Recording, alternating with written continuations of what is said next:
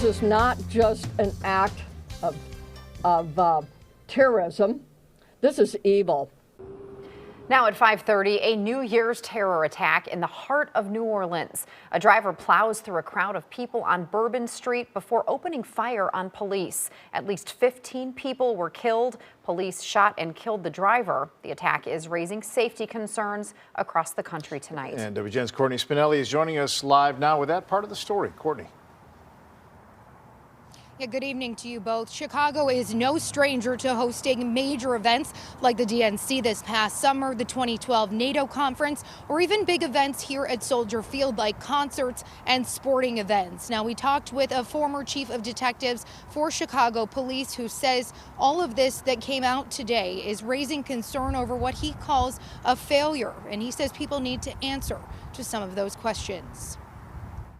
It's terrible, it's stunning, it's shocking, it shouldn't be happening. Officials say 42-year-old Shamsuddin Jabbar drove around police cars and makeshift barriers to carry out the attack. 7 years ago, New Orleans officials began installing adjustable barriers to prevent something like this in tourist areas. But at the time of the attack, some of those steel columns were not engaged. We knew that these were malfunction. So we did indeed have a plan, but the terrorist defeated it. I'm very dismayed when I see that this problem, there's been open reporting today, that this problem was known by the city of New Orleans in 2017, over 7 years ago.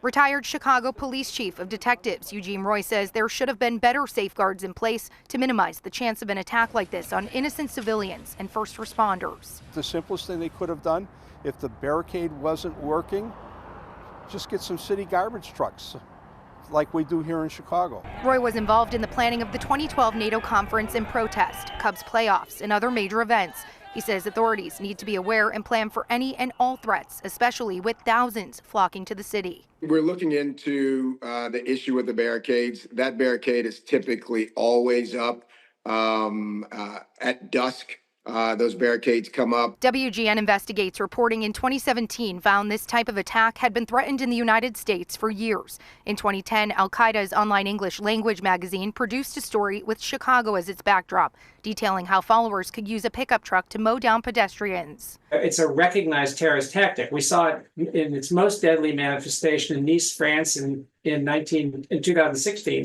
86 people killed. Terrorism analyst Tom Akaitis says this tactic remains an ongoing concern due to how easy it is to carry out. When these things get established, they get copied, they get used a lot. And that is clearly what has happened here. In light of the attack, Chicago police sharing a statement, quote, "Our hearts are with the city of New Orleans, the survivors, and all affected by this reprehensible act of violence. While there is no actionable intelligence related to Chicago, we are continuing to monitor this tragic situation as the investigation unfolds."